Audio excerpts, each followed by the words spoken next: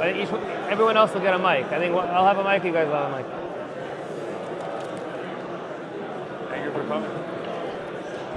All right. Thank you everyone for coming.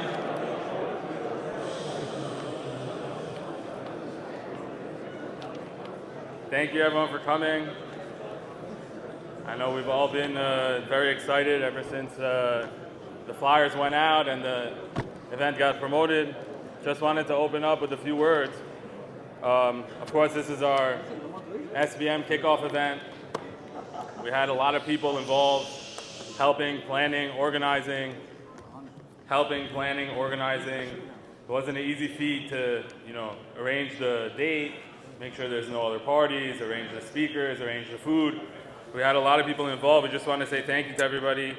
Aaron Aziz, Ruben Ben Yehuda, of course Moshe Aniatian, Sammy Gasabian, Noah Hakim, Jason Hakimi, Doron Hakimian, our president, Shelby Hakimian. And a big thank you to Mr. Nadav Himatian and Colby Kohanim that helped arrange all of the food and all of the drinks in the back. Adam Cordovani, Troy Cordovani, Jonathan Levian, Josh Namdar, and of course one of our main event organizers, Mr. Mikey Nassimi, that really helped lead the event. Thank you everyone, thank you very much. Also want to thank the sponsors for tonight that helped sponsor. Mr. Moshe Aniatian, Mr. Joel Gorgian, Doron Hakimian, Adam Cordovani, Troy Cordovani, Josh, Jason, and Ryan Levian, Adam Levine, and Ryan and Bradley Czar. Thank you very much. Your support doesn't go unnoticed. We appreciate it. And of course, thank you to everyone here that's coming, and not just thank you to you, thank you also to whoever's married, thank you to their wives that they let you come. I know that they all really wanted to be here, but we'll plan more events for them hopefully soon. And we hope to be able to accommodate everyone's requests. Just a few words. I don't know if everyone is familiar with SBM. SBM is Sephardic Beit Midrash. I was looking back at my emails about 10 years ago almost. My cousin John was president at NYC, and that's pretty much when we got it started. So we, initially started, we didn't really have anything, and we said, let's try to start doing some more programs. It'll be a shame if, younger kids, as they're, going on to college, don't have anywhere that they can come back to the community to, to learn Torah, to stay connected, to stay involved. And so we started trying to give them, with the help of the central board and all of the synagogue boards and all of our rabbanim, that now we're 10 years in. I mean, at this stage, we have, different classes on different levels for different people, almost every day of the week, probably close to 25, 30 classes a week for both men and women, different ages, different levels, and different locations. And God willing, we're hoping to try to, continue and do more, as tonight's event is part of it, and then, following up, more things that we can do to, help our dear community that we all love. That's pretty much it, so I thank you everyone for coming. I'm going to pass it off to Mr. Mikey Nassimi. He's going to give us a little bit of an introduction to the upcoming semester. Do you think it's Nicole wants us to learn all that? I was going to ask you about dealing with criminals. Is that representing them? Is that a moral dilemma? That's okay? Yeah. Okay, so thank you all for coming tonight. When I first started talking to Josh about the event, I said, if we get good speakers, we get good food, some beers, I think we could maybe get 150, even if we're really good, 200 people to come out tonight. And he told me, don't push it too far, don't dream so high, It's hard to get only men to come to an event to get that many people. If we get 100, we'll call it a good night. So by that standard, I think we blew that out. Looking around, it's almost 400 people in the room. So, Woo! Thank you all for coming tonight. Just to clarify, this is the first of the men's series of events, right? The new series is called Success and Spirituality. Again, it's not a one-off series. It's not a one-off event. A lot of the women are asking, why can't we come? Why can't women be invited? It's nothing against the women. This is the first of a series of men's events. So the next one's hopefully going to be after Pesach. We'd love to see everyone there again. We're only trying to get bigger and better as we keep going. So hopefully everyone continues to come with us. This is also, as Josh mentioned, the kickoff event for the next semester of SBM Men's Learning. It's going to be taking place right after Purim. You can see on all the chairs around, there's a schedule over here. It's a series of different classes each night of the week. It's targeted at different levels and different topics, so hopefully it's something for you to be interested in and go to. Again, we're hopefully doing more and more for the men and for the community as a whole. If there are things that you're interested in, topics you'd like to hear about, speakers you want us to bring, different events like this, please let me know. I'm the person to come to. I will hopefully be able to accommodate and include. People are asking if they can get involved for future events to help plan and be involved in the whole setup and what the idea and brainstorming. Again, reach out to me. We would love to get more help. It takes a lot of time and a lot of effort to make stuff like this happen. So the more people that want to contribute and help, the more things we can do. With that being said, I don't think there's anything more. I don't want to take any more time. So without further ado, I'm going to call up our moderator for tonight, Moshe Aniati, and our panelists.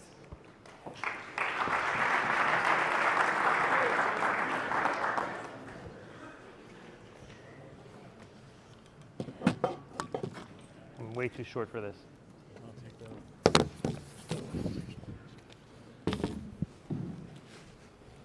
Wow, what a crowd. Very excited for tonight. Can we call up our panelists? If we can call Mr. Igal Namdar, please come up, take your seat.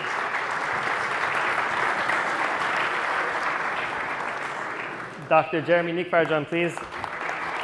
Very excited to have you guys here. And of course, Mr. Besalel BenHaim, Kavod.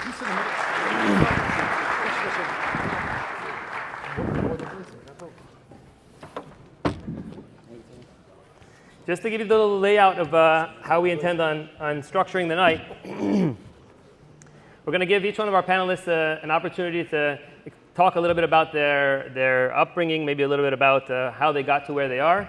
And then we'll ask them a series of questions, some questions that were presented beforehand and some questions that might be some thought-provocative. And that's our intention for the next hour or so. So we're going to start by asking our panelists, maybe we'll start with Besalel BenHaim, how he got to where he is, and was there anything in particular that springed him there? Okay, thank you. Good evening, everyone. I am the managing partner at Lipsius BenHaim Law, which is a 5-person law firm in Kew Gardens, New York. We focus on insurance litigation and insurance regulatory advice to clients to insurance companies. There's a story I heard. It had to do with medical school. I think it works for law school too. There was a guy on his first day of medical school. He goes into school and the dean stands in front of hundreds of students, and he has a picture behind him of a man lying down on the grass underneath a tree with his feet out. And he says to the group of people there, he says, "You guys are going to work very, very hard while you're here in medical school for 3-4 years. You're going to bust it.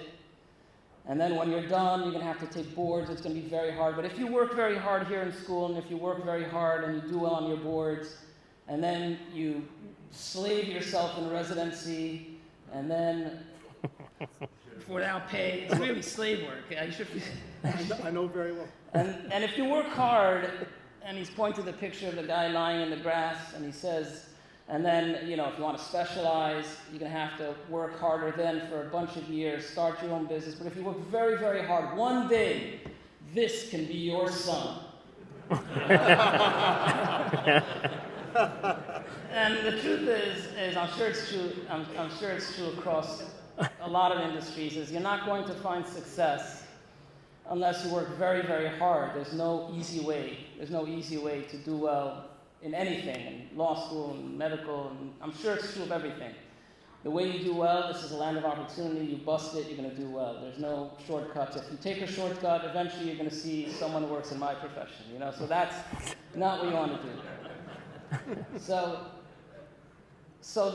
the formula for success, our parents taught that to us. They came here and they worked very hard and they built this out of nothing, But at the same time, as a community, as observant Orthodox Jews, we do not measure success just based on what's the most amount of money you could hoard, and at what cost do you do that? Our measure of success is very different. We look at what have you been able to do as part of the community? What have you been able to do with your family? Are you still sticking to the values of our Torah? Or is your family still sticking to the values of Torah? Are you still together as a family, or has the family come apart? And to think, to me, I think that's what really the perfect measure of success is if you see someone who his Torah observance is at the high level and he's passed it on to his children and to his grandchildren, then we see a person who's successful. And so, when I think about the challenges that I've faced coming in, we formed Lipsius BenHaim Law in 2011. We spun off of another law firm, which was called Schindel Farman, which was in Manhattan. It was a 15-person law firm, which also specialized in insurance. That law firm began in the early 1900s. And I started there as an associate, basically out of law school. My first day at my job was June 16, 2003. And the reason I know that is because my daughter was born my first day at the job. And I remember being at work, and my wife called me and said, we have to go to the hospital. I said, no, I can't go. It's my first day. I have to make a good impression. And I dragged my feet until 6-something p.m. I said, I have to catch the latest train I can. And we sacrifice things in order to get there. But at the end of the day, I think we have to stick to our values, and to me, the things that our values represent. We have the Torah, we have mitzvot. The one thing that if you're running your own business that you don't have any of is time. And so you have to start thinking about, how am I going to build in the time for the Torah, the time for the mitzvot, the time for Maasim Tovim.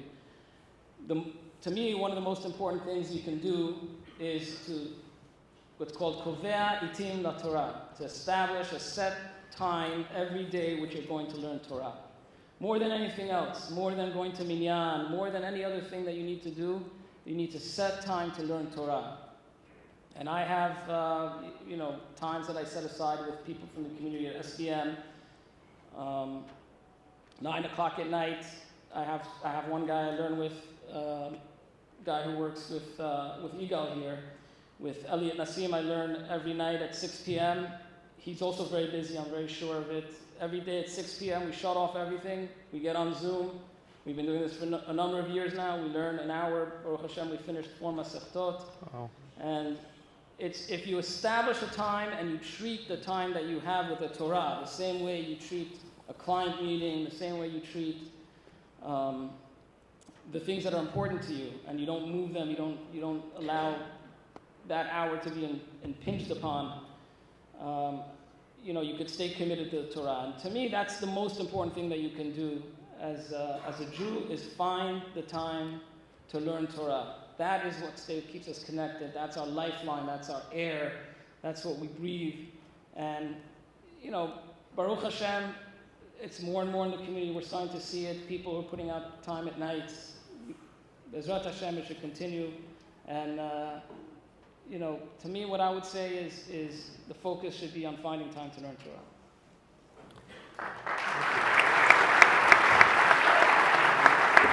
Thank you for that, Besalel.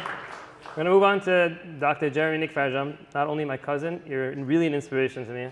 I've learned from you. You've helped me in my personal life when my daughter was in the hospital. So I appreciate all that. I wanted to maybe start by asking you, can you share with us maybe the story of how you got into your line of business? I know that it was difficult. I've heard some things about there's only 1 or 2 spots in your profession, and you managed to get one of them. I'm wondering how you got there. Thank you. It was slave work, by the way.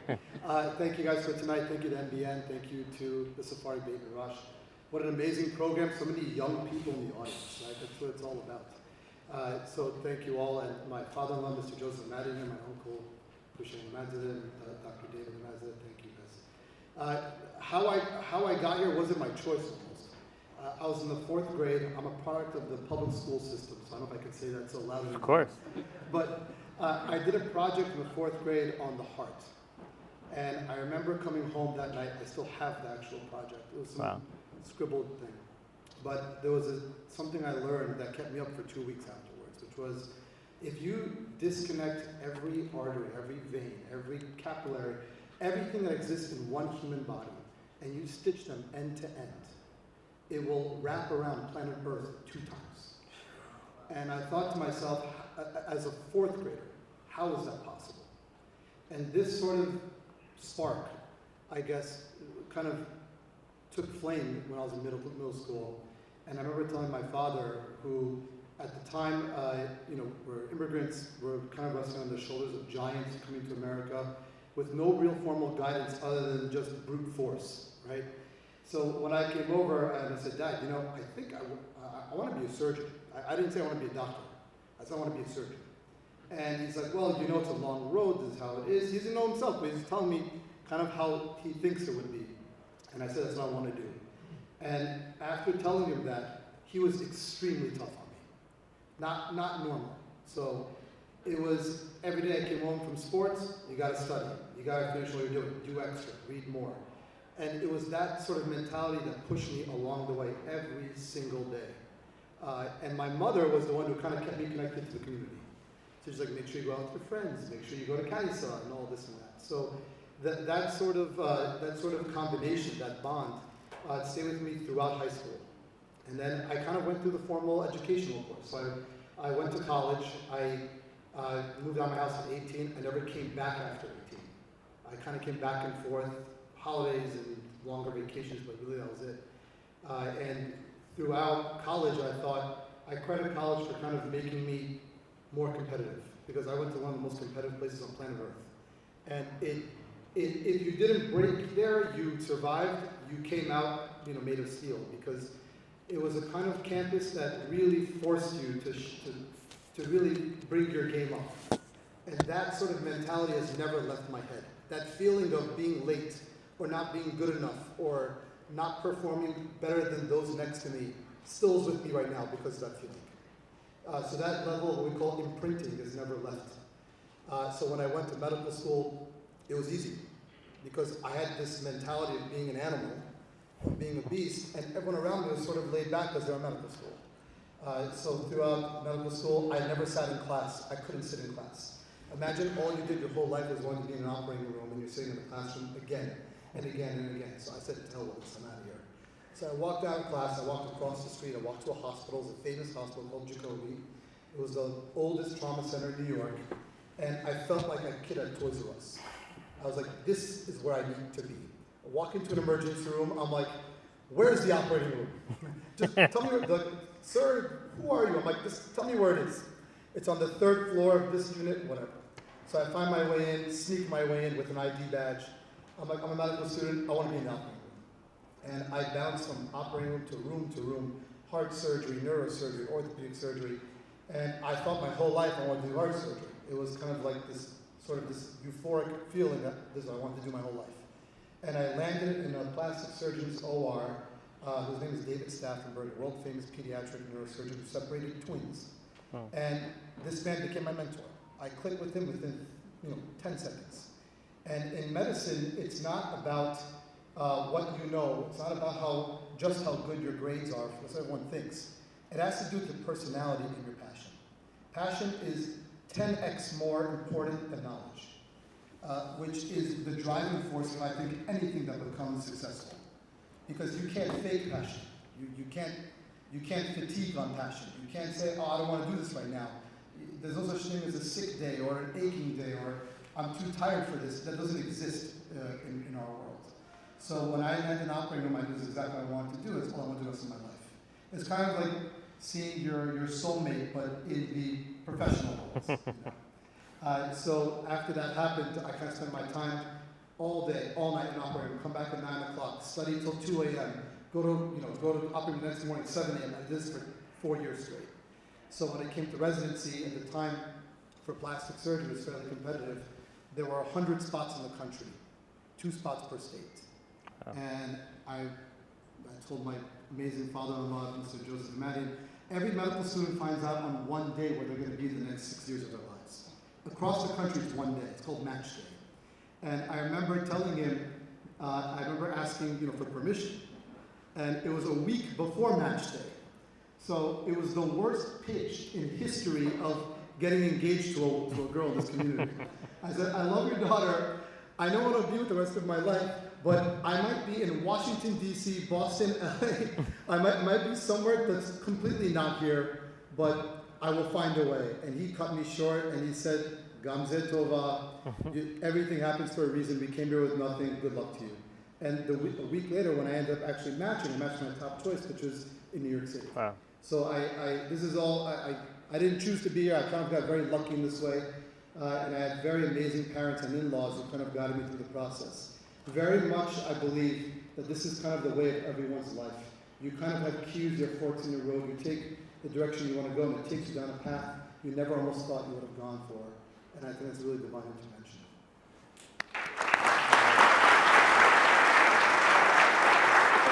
Thank you for that, Jeremy. Igal, I guess it's to you now. I don't know what Fine. to say. All right. Mick Jagger. So everyone sees you, Igal, as a success, as a big success story in our community. And I'm sure that it didn't just start like that. I'm sure there was a path to get there. Can you tell us a little bit about how you got to where you were? Thank you so much. I'm very happy to be here. Thank you for inviting me. It's going to be hard to speak with two amazing speakers here, so I'm just going to say whatever comes to my mind from my heart. From your heart. And, I came here for you, by Me too. First of all, I want to thank my mom and dad and Besalel. They had everything to do with this.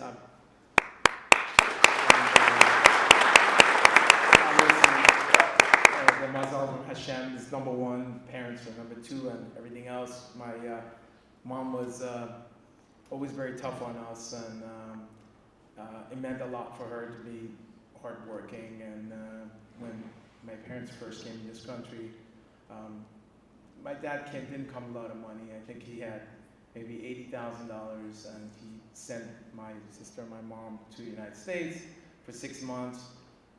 Israel and then United States, we had I think our entire financials were down to about $40,000 when my dad got here.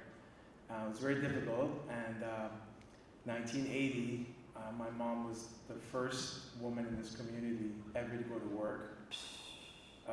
She started working.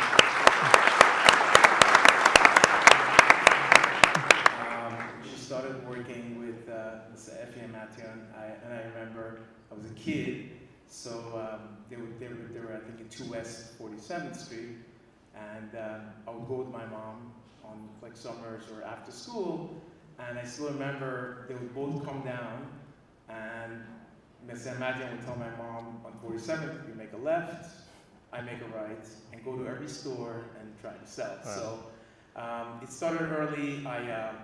I was always, it was very important for my parents for all to be hardworking. We came to this country. It wasn't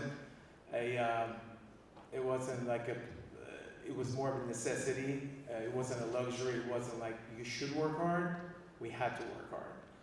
And I remember that after school, my mom used to bring home little beaded bracelets with a string and beads. And after we did our homework, my sister and I had to sit there with my parents, and we had to beat these bracelets one at a time, a little gold ball, and then some, whatever, black stones and different color stones, and lock them. And then I would go, once or twice a week after school. I would walk with my mom, and we would sell it for $5 to the stores my mom would work with. So it started real hard. We started doing that. And in the beginning, before getting that started, I used to take some tokens from my mom. They had these yellow tokens in 1980 when she was going to the city, and I was home in the summertime and used to go to the supermarket on Queens Boulevard and buy soda and water and go to Q Forest Park, put on a box and start selling them.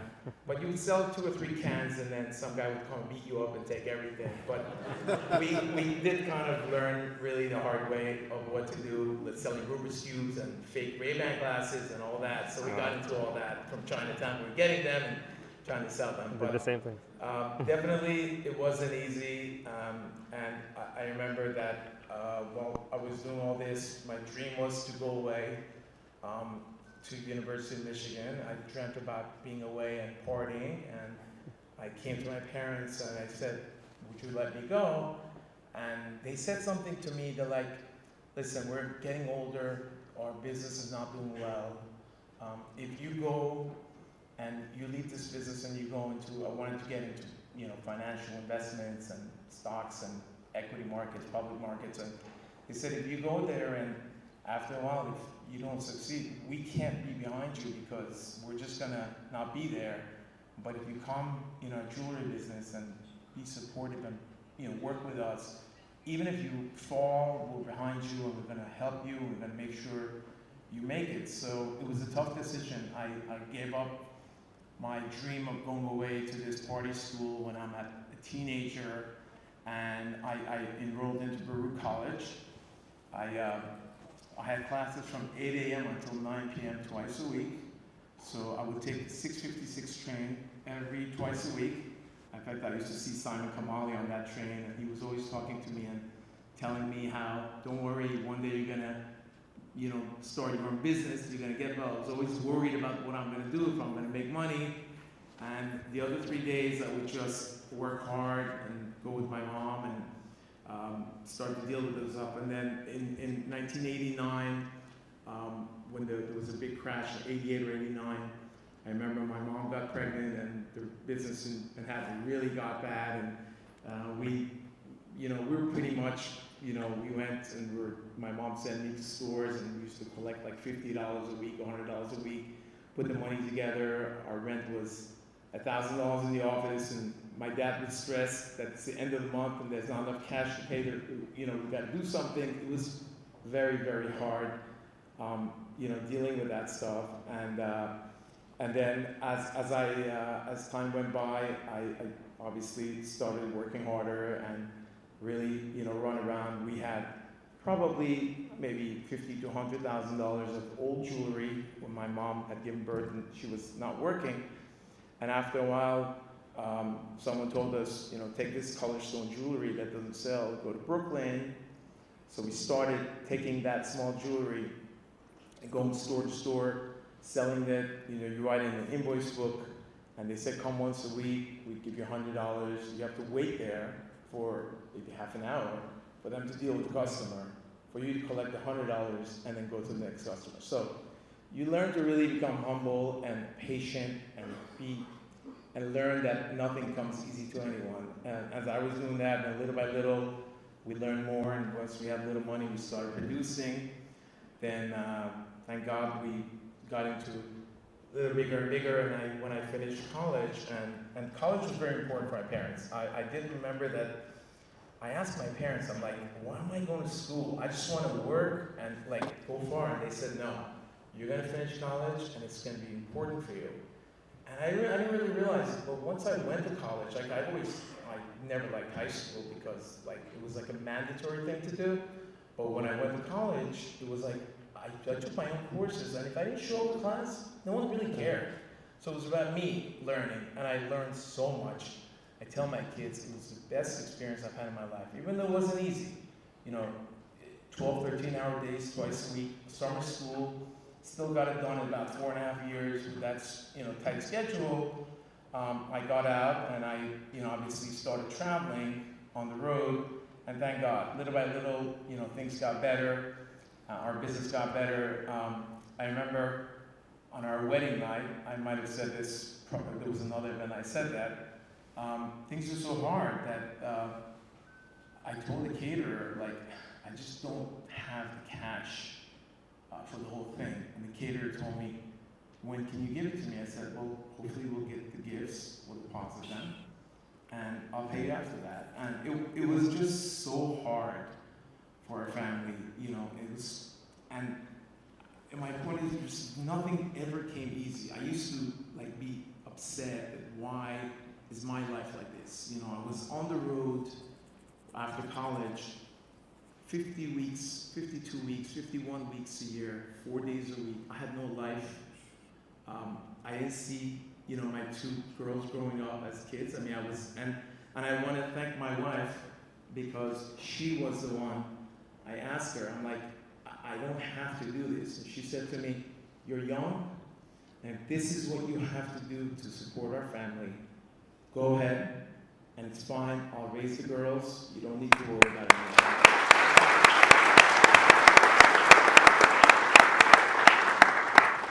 And it was tough. I had 7 times I was robbed at gunpoint. 7 times. First time I was 19 years old. 8 men with gun. I felt that cylinder in my head. They're grabbing me. I'm talking Spanish, so shaking. I didn't know if I'm going to make it.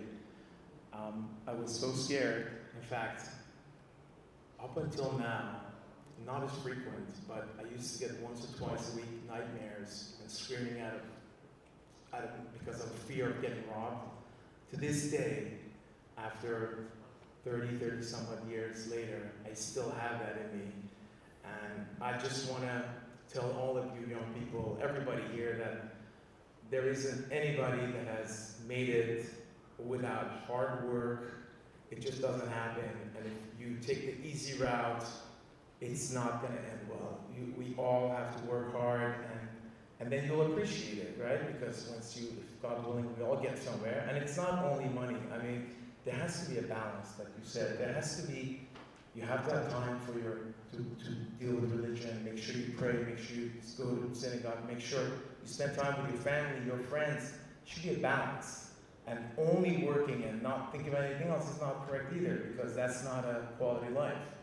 And I hope that everybody here has a good balance, and hopefully everybody will get to a level that they're happy with in life. Thank you.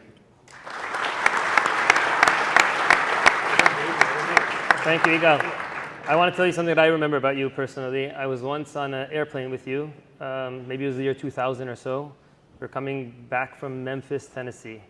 We drank a little bit on the airplane together. A lot. A little bit. And then I remember you telling me about your schedule for the week. And you said, well, I went to see this customer 7 a.m., worked with him till 6. At 6, I drove to another town. I met with a customer at 10. I worked with him till 2 in the morning. I drove 3 hours. I slept for 2 hours. I remember thinking, wow, this guy is the hardest worker I've ever seen. Like, this guy, he's going to be something. Because it's not just going 9 to 5 and hoping that everything falls out. And you made it happen, right? You really worked at it. And I think that was, for me, at a young point in my life, I was maybe 19, 20 years old, a young point in my life, I wanted to emulate that. And like, that's a real hard worker. So didn't come easy. All right, so just to move on to Besalel, if I may. So you're a lawyer, and you work with, I think, criminals sometimes. It's insurance law, if I'm not mistaken, right? Correct. So do you ever have any like moral dilemmas, either representing a criminal, or if you know that the person you're representing has done something wrong and you have to argue the other side? Is that something that plays a moral dilemma for you? Is that difficult? Well, I'll tell you about something I'm dealing with right now. I have a client who had 2 life insurance policies on a person. I think there was, I don't remember, maybe 2 and 4 million. I don't remember the details. And it was widely publicized in the media that the insured died in a motorcycle accident. And the client said to me, he said, nobody knows this because it happened in a foreign country in Southeast Asia where this happened, but the person committed suicide. And we know that in life insurance policies, there's a suicide exclusion. The first 2 years that a policy is issued, if the insured commits suicide, there is no coverage. The policies state that all they have to do is return premiums. And so he says, can you take this case for me? And, you know, obviously I can never tell the insurance company if they're going to ask, did this person commit suicide? What do you know about? I have no first-hand knowledge, but I'll tell my clients, you can never say a lie. You can never say something that's not true. The way we win these kinds of cases is on the law. You know, the burden of proof on proving suicide rests with the insurance company. We're going to make sure that the insurance company meets its burden. If they want to deny coverage on that basis, we're going to make sure that they're going to be able to prove it. If they don't prove it, we win. We don't have to prove anything. And so when I'm faced with a dilemma like that, where, you know,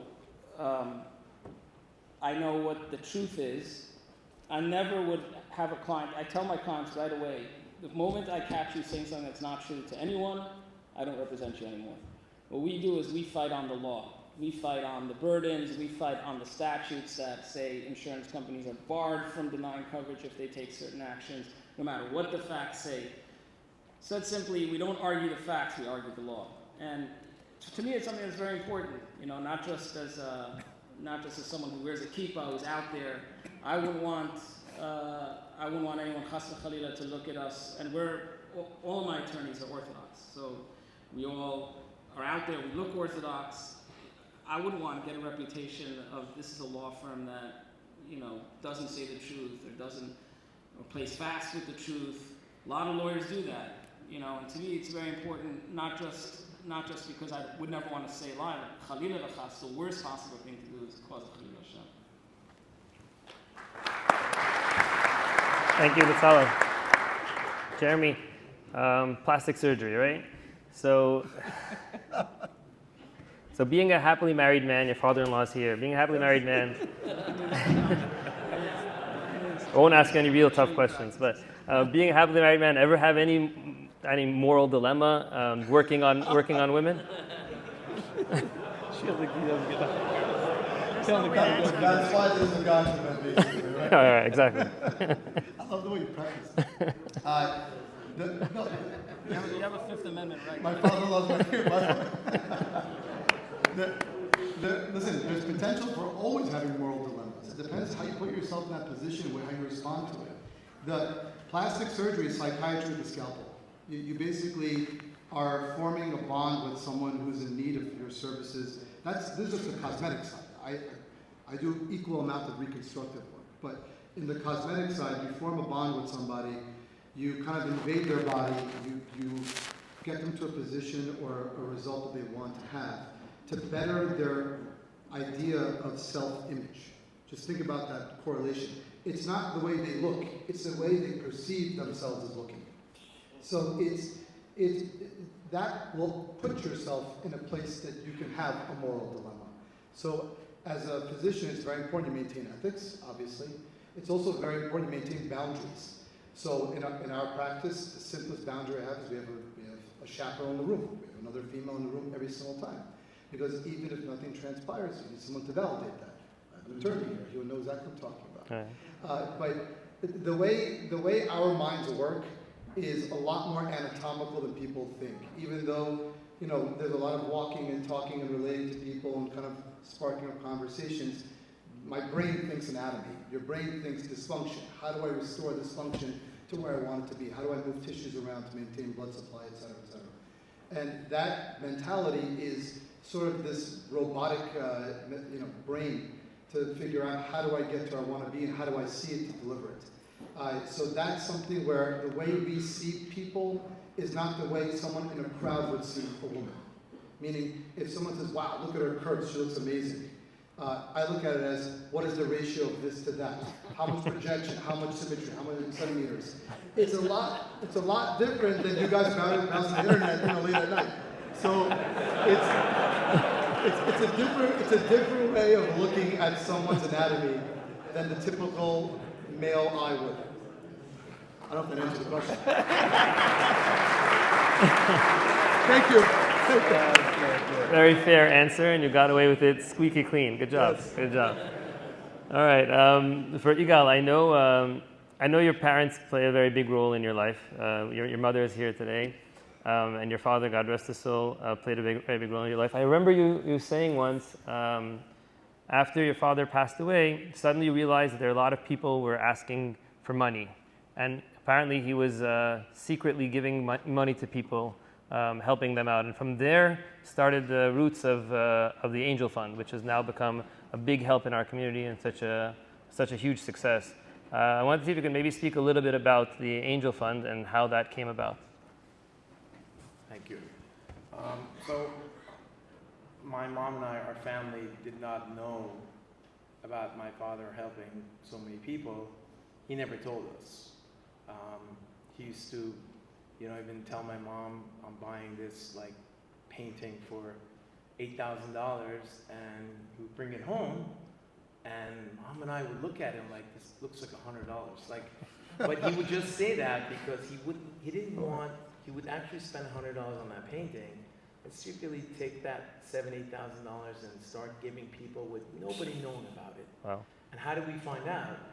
After my dad passed away, we're in, I don't know if it was the 30th or maybe 11th month, and I see people there that I've never seen or spoken to them, or older than me, obviously. And they come to me and they start crying and hugging me, and I'm like, Who are you? why? I'm like, okay.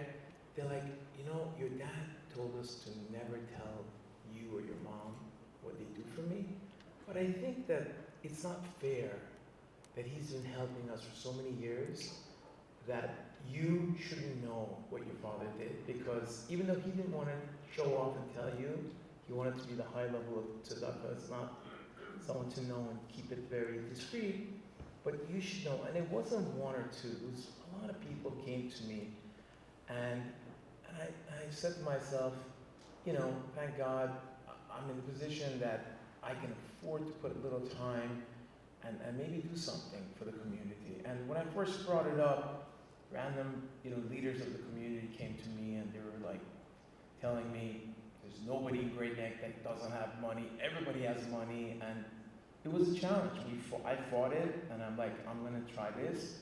And we had a lot of resistance. We had obviously they collect the money every day for Ashrei, and I think that money goes to Israel.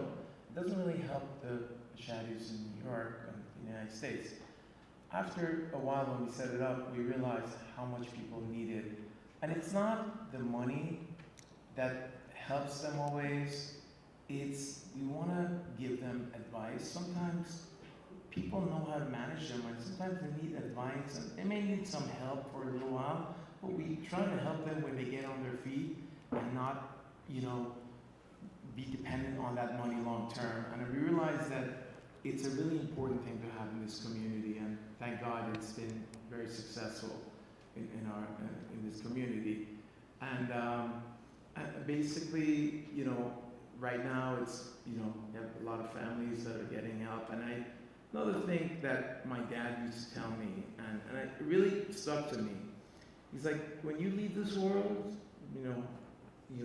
2 generations later, 10 years, 50 years, 100 years later, no one's going to remember someone that they were tall, good looking, overweight, skinny, wealthy, poor. No one. That's not what it remembers. What did you do when you were here? Did you do anything to make a difference? Were you good to people? Were you helping? Were you charitable? Did you do anything? And I want to try as much as I can. It's not easy. Try to help people in any way I can, that hopefully those people that get help one day, they can give money to Angel Fund and help others. And that has happened many times, that they've come back to us and say, you helped us at a very low point in our life, and now we're back on our feet. Here's this check. Please give it to the next person that needs it. And that makes me really feel special, that people can get out of trouble and stand on their own feet. Wow. Thank you. Wow. Seems like your father was a really incredible person. Speaking about incredible fathers, Besalel, your father is our chief rabbi, Rabbi BenHaim. I wonder if there's ever any challenges being the son of the chief rabbi. Right? And then do you feel a need to represent him or represent his ideals? Is there ever any challenges with that? Do you feel like you're restricted not to be able to do things you might want because your father's a rabbi or your father's a chief rabbi? Well, there's a joke I say with it works better with my clients. I say, I'm an attorney. I have a twin brother who's an attorney. My younger brother is a doctor, and my 2 sisters are CPAs. So, for my father, who's a rabbi, we're all complete failures.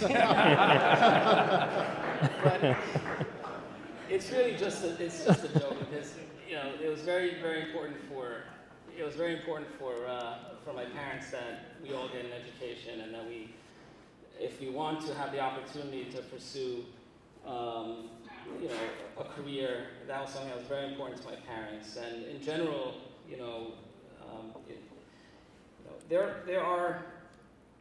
there's a school of thought out there that to be the best kind of Jew is to sit and learn Torah all day.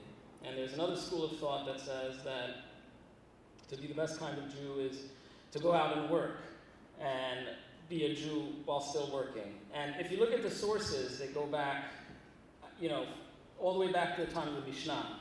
For every source that goes one way, you'll find a source that goes the other way. This is a debate that has been going on for thousands of years. So, I don't know if there's a right answer. What I do know is that when you do go out and work, you have the opportunity to do many, many more mitzvot than you do if you're not going out and working. The Torah was written to the people who are living ordinary life, to people who are working. A person who sits and learns all day is not going to know, and he's not going to know how to put into practice the mitzvah d'oraita that you have to pay your workers on time. It's a mitzvah d'oraita that someone who sits and works, he doesn't have anything to do with that, to pay his workers. And that's something we're concerned about. We have payroll service that does it, but if the payroll service messes up, it's your sin that you haven't paid your workers on time. You have to be on top of them and make sure that they pay their workers on time, and so on. So you definitely have the opportunity to do a lot of mitzvot. My father has always been someone who has been very supportive of everything that I've done and that we all do. I think as far as he's concerned, someone who works and someone who learns, they both could be excellent Jews. Now, certainly, and I hope he's instilled in me the values that he has. And so, of course, I struggle with things. I've always struggled with things that, okay, I would want to do this, but I wouldn't want to do that, and I don't do it because but the reason why I don't do it, it's not necessarily because my father's going to look down at me. It's because he's passed on to me and to my siblings the same values that he has. And so, for the same reason why he wouldn't want me to do it, that's why I don't want to do it. But I do want to do it, but I don't do it because of those values, And so, I think it's been a tremendous blessing. I believe that I excelled at law school. When I went to law school in my first year, which is where you divide up the people in the first year, in the first year, everyone takes the same classes across the entire school. And so that's how they divide up the class between the good and the bad. And that first year, I think there were 3 students in the school who did better than me that first year. I think it's entirely because I studied Gemara. I studied law from I was in 5th grade in a detailed way. Everything that I've done in my life in the Torah world, whether it's learning Torah, doing mitzvot, it's only helped me in my career. It's never stood in the way. And certainly, I had the opportunity when I was in YU to learn by my father for 3 years. I learned in his shiur for 3 years. The last half year of that, it was without any secular studies. I did 2.5 years I finished college, and then in a half a year I just learned with my father. And Baruch Hashem, I was able to absorb something from him, I learned something from him, and I hope that his values are the ones that I continue to live by.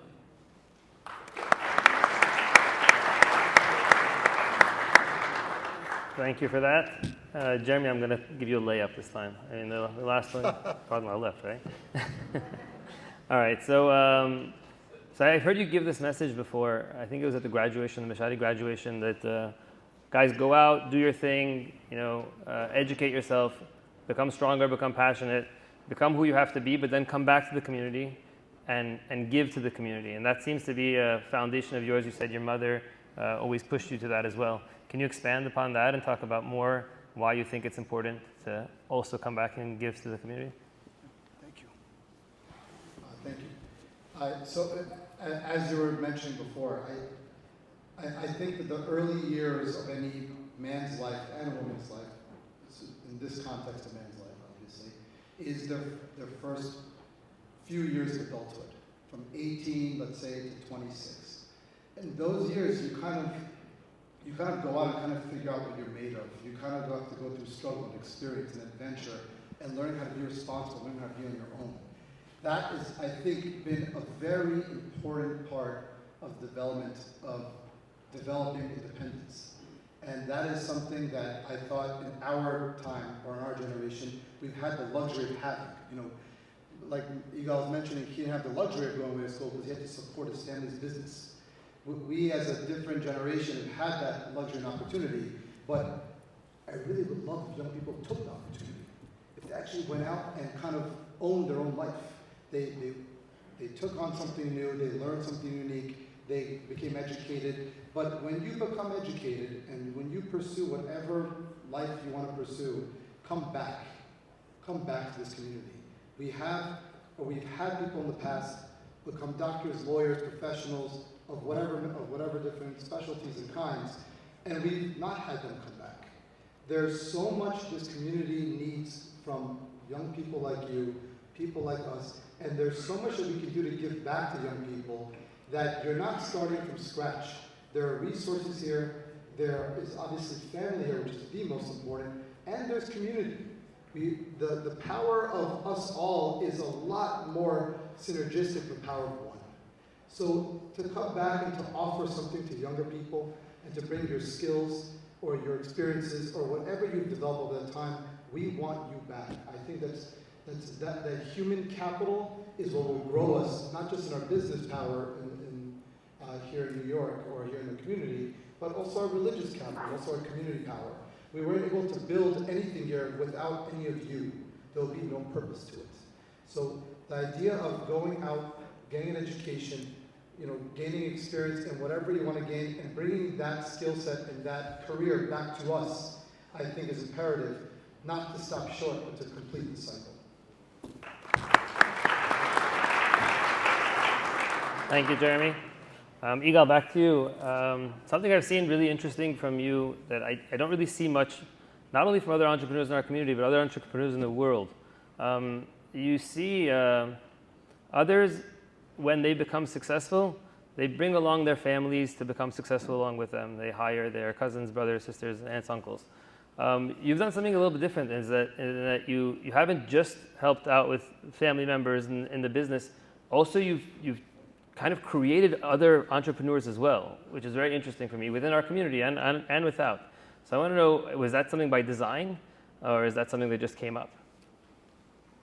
So first of all, as far as there's different ways, and was by design that we generally, I love to hire the Shaddies in my office for my work. They're smart, efficient, caring, and they're very effective.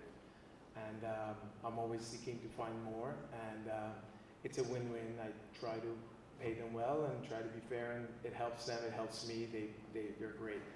Other than that, look, I just think in my business, I can't do it alone, and I like to surround myself with amazing people that can work with me and be part of what I do. And I think that if you take a little less for you and try to work and bring others in it and share with others, you can just go much further in life than just trying to only, stay inside and not bring anyone else. And that's been very helpful. I think it's been for my business at least, it's been very successful by having amazing people around me. I think that's probably one of the big reasons why things have worked well, is because I'm just surrounded with amazing people. So thank you very much. I guess the next question is for all of you. It would be, can you share a particular moment in your journey, in your business journey, that you're the most proud of? And is there any particular moment that you regret from your journey in the business world? Besalel, if we can start with you. I think I'm most proud of starting the law firm in 2011. It was a time where we closed down the prior firm. We were spinning out our practice from that firm, and when we did so, we were really the entire revenue of the prior firm, so the entire thing collapsed. And at the time, we said, okay, we're going to do things a little bit differently. First of all, we moved to Kew Gardens from Manhattan, and we hired our firm, our practice group, which was all basically other Orthodox Jews, and it was different and it was risky a little bit to do something like that. It was something that when I did it at the time, I had no idea how it was going to go. Thinking at the time, okay, here I am in Kew Gardens, we don't have that allure of Manhattan anymore. What's going to be? it was a bit scary, and I wasn't sure how it was going to go. Baruch Hashem, we know that everything comes from HaKadosh Baruch Hu, and I'm sure that the success of the firm came from HaKadosh Baruch Hu. Looking back at it, it was probably the moment I'm most proud of. But really, I'm thankful for it. I'm thankful HaKadosh Baruch Hu gave us that opportunity. There's a Gemara in Masechet Ta'anit. It says that Hanina ben Dosa came home one day and he saw his daughter was sad, and it was a Friday right after candlelighting, and she was sad right after candlelighting, and the candles were lit, and he said to his daughter, "Why are you sad?" And she said, "You don't know what I did. I messed up big time. I just lit the candles, but we have two jugs here. One is the jug of oil, the other is the jug of vinegar. And I thought I was using the jug of oil to fill my candles, and then I lit them, and after I lit them, I realized I lit all vinegar. And in another few minutes, all of these candles are going to turn off. They're all going to be gone." And he said, what are you so worried about? The same God who told oil to burn could tell the vinegar to burn also. And in fact, the Gemara says that vinegar burned all Shabbat. They had light. It didn't turn out for them.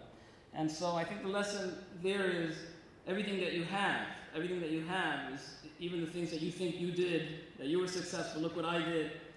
Everything Hashem said, do it, and it happened. And the success of our firm was because Hashem said, burn, and it burned, And so I can't say that I'm most proud of it. I'm thankful for it more than anything else. The biggest regret I have is that I didn't set aside more time for learning when I was had more time for it. Now that I'm running a law firm, it's very hard to find time. It's very, very hard to find time. And I have this very set schedule. I'm going to learn from this hour to this hour, and from this hour to this hour. And I thought when I was younger, when I first started out in law school and when I was studying in law school, I thought that I didn't have time. I thought that I didn't have time for it. But looking back now, I had much more time than I have now. And so I think if you wait to have time, you're never going to find the time. My biggest regret is not finding more opportunities to learn when I was younger and thinking that where could I fit it in? Now I look back, I had so many more hours to fit it in back then, and I just blew it away. Baruch Hashem, I had an opportunity when I was living in Queens to live in the same apartment building as Andy Kalati. I would get together with him and learn Gemara. Once a week, was it? I don't even remember what it was. And I thought that was such a great contribution that I was doing, is learning. And Baruch Hashem, I had that. But I wish I really would have spent more time learning at the time. By the way, I lived in the same apartment building, and I never got an invite. There's a reason. There's a reason. Right. Thanks. All right, your next question will be harder. Okay, so same question for Jeremy. Can you share with us a particular moment in your journey that you're most proud of, and any regrets? The moment I was most proud of was becoming a dad for the first time. I think that many of you guys know this, obviously. It permanently changes you in a very important way. Biggest regret I have, I don't know yet. I'll let you know in a few decades. I don't know exactly. No, it's time. It's always time. It's not enough time for family. The difference between sort of our profession and others is that your time is not yours. You don't own it. So if you get called on a Shabbat night, someone's kid falls, God forbid, needs stitches, you get up and you go. If someone needs their back closed, you have to get up and go. If someone has, God forbid, a car accident, you have to get up and go.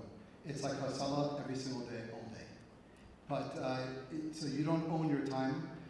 The way you kind of, I believe, you make better use of it, or I was going to say the way you kind of cope with it, is by making the time worth it.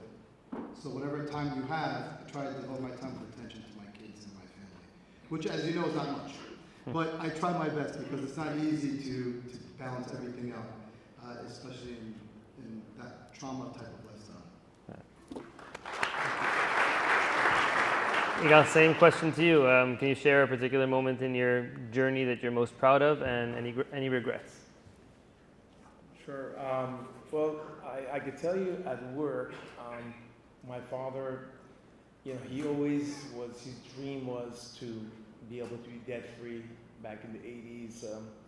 It's very difficult. You were buying diamonds from Indians, and, it just kept on piling up, and he was always stressed. And I remember that when, in the late 80s, we started working with Hong Kong, and I kept a secret from my father. I actually had some cash, and I went to the Asians, and I bought jewelry that was a fraction of the price nobody even knew about, and I was selling them on a separate invoice, and little by little saving money. And like just that in pretty quickly, a year or two later, I went to my dad. I said, Dad, I have good news and bad news. And he's like, what's the bad news, obviously? I'm like, I'm embarrassed. I lied to you. I didn't lie to you, but I kept something from you. And he's like, what'd you keep from me? I'm like, well, the good news is, I saved this much money, and I want to pay off all your debt. From now on, I just don't want you to be under pressure, and I want you to be able to just take the money and buy it up front. And I remember he was like, he's such a good man that he's like, okay, let me call all the Indians and just write them a check. I'm like, no, it doesn't work that way. They're giving you 2 years to pay. Let me call them and say, if I pay you up front, give me some discount. He's like, no. And he's like, he was such a pure man. He's like, no, I'm embarrassed. They've been good to us for so many years. I'm like, Dad, they're good to you, but they make money. The reason they give you the time is they charge you more. So I went and we gently did it in a way not to get them upset, not to get my dad upset. And we got a discount and paid that off. And that was probably one of the best days of my dad's life. He kept on saying till he was alive, that's the best day. My son came in and he did this, and I no longer have to owe anyone money. It made me feel good to make him happy like that. Mm-hmm. And then regarding regrets, 1999, hard into working. We went to Vegas show, and my wife was due, I think, 2 weeks later. And I'm like, okay, let me go. I have a big customer on Sunday, and I'm flying back Sunday night, and she was due 2 weeks later. So it's like, I don't know. I'm like, listen, work is everything. I can't drop it. So I went, and actually that Sunday, we had a lower level. Back then in the JCK, there was no phone service. And I would sit down with my customer, and he was from Alaska, and he took a lot of goods. And I remember my wife's uncle, Mr. Upton Sami, came down, relaxed. He's like, Alzoma. I'm like, what? Mazal tov.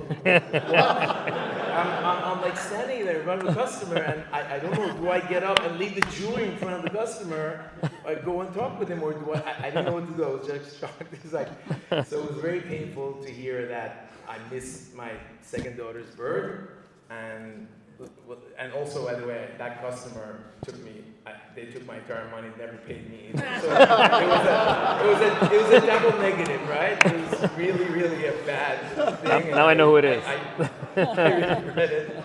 And then another special moment, it was when my son Blake was born.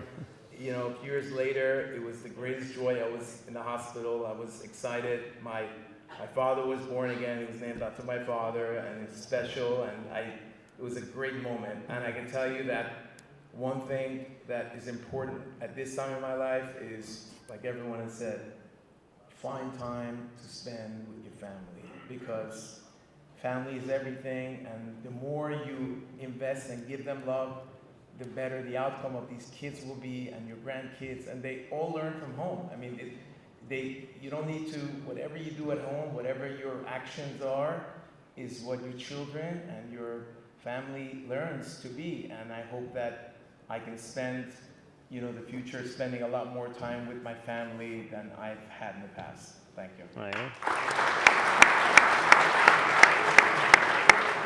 All right, just a couple more questions, but this one also for the panel. Is there a mentor, anyone in your life that you can point to and say, I know, Jeremy, you spoke about the doctor that you learned from in the operating room. Is there a mentor, anyone you can point to that you can say, I learned the most from this guy, or without this guy, I don't know where I would be? Besalel. Yeah, well, obviously my mentor in life is my father, who's guided me. He's my actual Rebbe and my real Rebbe. In my business, a very, very strong mentor, someone who really guided me in the way that I practice, is my partner, who's Ira Lipsius. He's an Orthodox Jew from Kew Gardens. I met him. I was praying Sharei Tova, and there was a Ashkenazi guy who used to pray with us. and he said, there's a guy in the neighborhood, his name is Ira Lipsius. He's looking for a lawyer. He has a small firm, but it's a very good firm. Their specialty, they run with the big boys. They're going to go up against the large firms. And I had already decided at that point that there's no way I'm going to go to a large firm. I did it for a short time, and to me, the culture at the large firm was not something that I could continue with. So it was a sacrifice that I already made. I'm not going there. I'm not going to continue at a large firm. And some guy came up to me. He said, do you want to meet this guy, Ira Lips? He's looking for an attorney, and I think you'd be good for him. So I said, sure, I'll meet him. So I don't know if that guy that made the call somehow ended up at Ira's house. He lives in Kew Gardens. And we just were speaking about insurance law, and I didn't really know a whole lot about insurance law. I took a class on insurance law in law school, and I knew a little bit about it. And I guess he was impressed. He said, okay, you can start working on Monday. Come to the firm on Monday in Manhattan. And I met him at that time, and he is someone who has the highest ethics. He was the one who really instilled in us, you can't overbill a client, you can't double bill a client, you can't, he said, I'm willing to forgive anything unless you rip off a client on time. One thing I'll never be able to forgive. And that's something that, in our practice, it's widespread abuse in terms of double billing and the type of billing that goes on. Unnecessary billing. He was so concerned about the client's time and money. Don't overbill them. He put that in us. Not only that, but he also always found the time to learn Torah. In fact, he's semi-retired. He works about an hour a day now on his billing. But he moved to Israel about a year and a half ago. He still practices about an hour a day from Israel. He goes from 9 o'clock in the morning to 1 o'clock in the afternoon. He learns in the mirror every day. He's a 67-year-old man, or 68. He started doing this in his 60s, learning at the mirror every day. Actually started before he moved in Kew Gardens. He would go to Shara Torah, and he would learn in the mornings, 9 to 12, and then come in afterwards when he started to sort of semi-retirement. And now he learns. I look at most people at his age, when they start retiring, I see them in Miami, I see them at the Mimosa. They've checked out. They've checked out in life. They've already moved on, and they're not interested in doing something new. And he was always energetic and always found the time to learn Torah. And I see this, and it's possible. It's possible to become a very successful attorney who bills, necessary hours, takes care of his clients, but also puts aside the time to learn Torah every day. And so for me, he was a person who really mentored me in a real way. Nice. Jeremy, mentorship? Anyone besides the operating room doctor surgeon that you worked under? A couple. Let's hear. Our number one mentor is my father. Of course, there's not a single decision I made, didn't run by him, debate with him, disagree with him, eventually get his approval on. So he kind of took me through that mental work of just doubting things and then arriving at a conclusion. And in my professional career, in residency, we're trained by a handful of people, and it's 100 hours a week for 6 years straight. And so the people you're with you become very close to them. And there are a few people who kind of have trained me. There's one person in particular, his name is Evan Garfine. He's an Ashkenazi Jewish surgeon.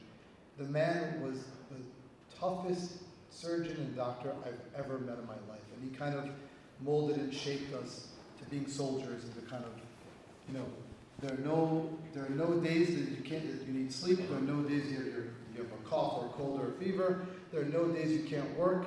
It's always yes, yes, yes. Let's go. And that's been something that's once again stuck in my head forever because of all those experiences and moments we went through.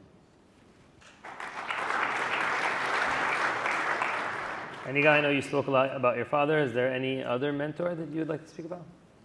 So of course my mother, in the last 17 years, she's been everything in my life, and of course my wife and my mother-in-law and my whole family.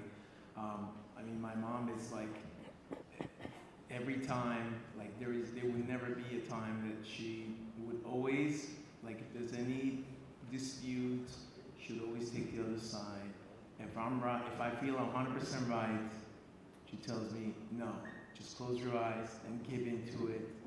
You know, give charity, be open, be fair, take care of people, and she's just, you know, made me really become a better person and more understanding, and it's been extraordinary. And of course, my wife, she's what she does at home with kids, and she's the reason I was able to do all the hard work and travel and do something. She just made it so easy coming home and dealing with 6 kids, and you know, and her life is her children. Really, it's not like anyone that she would never go out to lunch with her friends. She would only spend her dedicated time for her children, and that really has, you know, make it very easy for me to focus at my daily stuff. And at work also, when I first started real estate, I worked with Oliver Nassimi, and he was extraordinary. He was my mentor at work. He was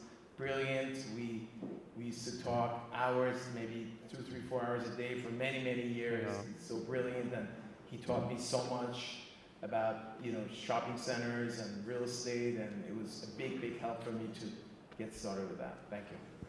Very good. So we have a hard end time of a little bit before 10:30. So I'm just going to ask another couple of questions. Maybe we can keep the answers a little bit shorter.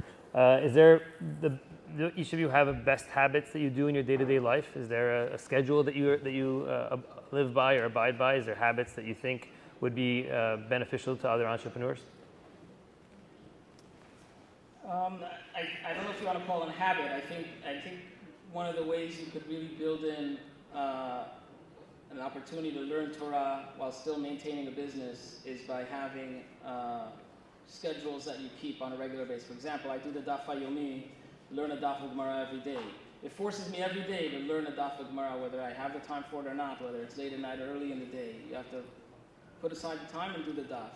I do the Parshat HaShavua Shnai Mikra V'Chad Targum every week, so I'm forced to do it. I do the Teilim Chodshi. Once a month I finish the Teilim. So when you set a schedule of things that you need to accomplish in learning on a regular basis, then it sort of guides you. Aside from putting aside times, is if you have certain accomplishments that you need to accomplish, that I think is something that helps me make sure no matter what else that I do, I need to make sure that I get this done so I can keep my learning in the right path.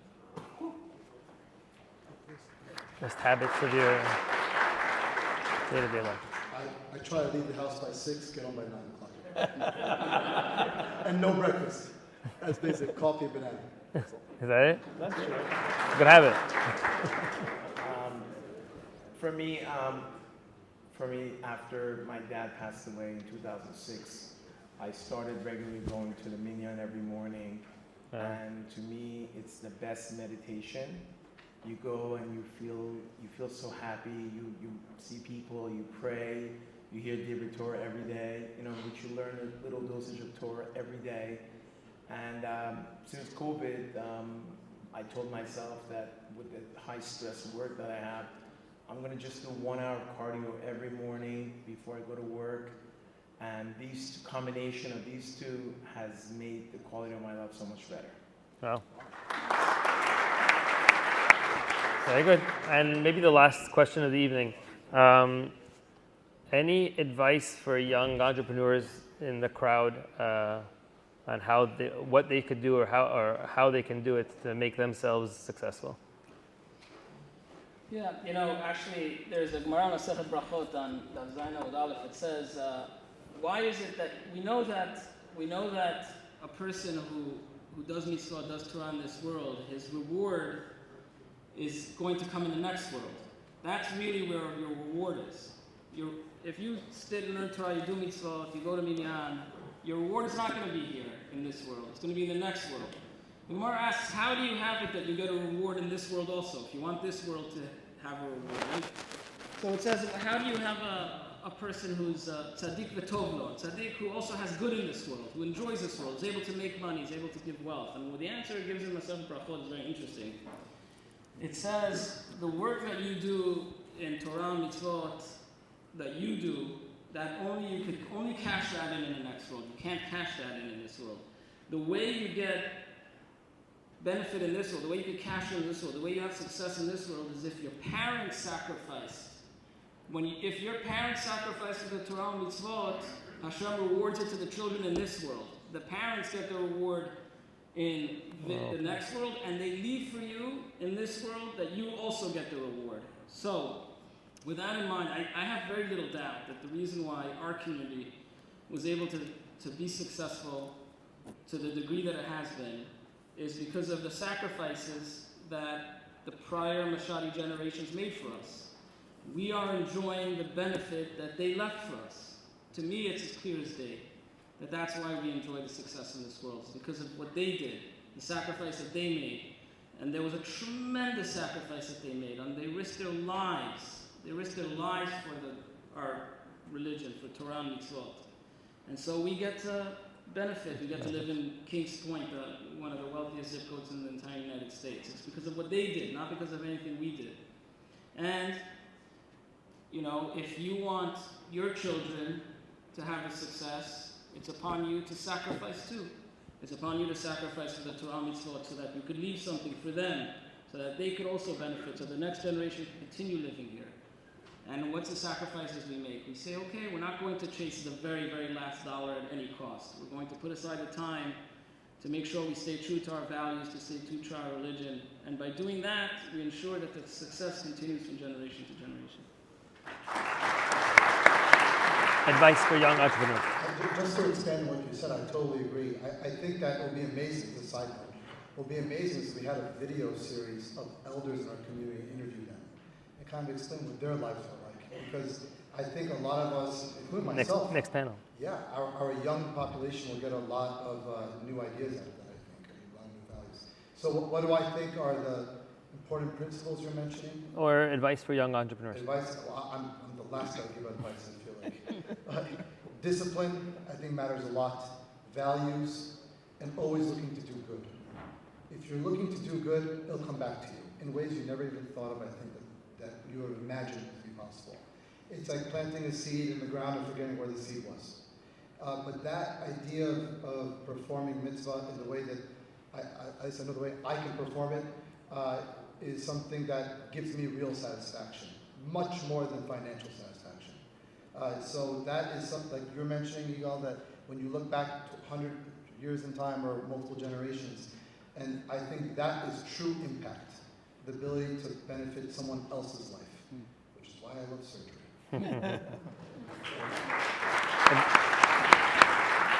Advice for young entrepreneurs. So my opinion would be, obviously they've said it, but if I had to add to that, I would say obviously hard work and keep a beautiful Jewish home, have a lot of respect for your wife, keep a healthy marriage, because a happy wife and a good marriage will allow you to be focused and put your energy at work and not have stress.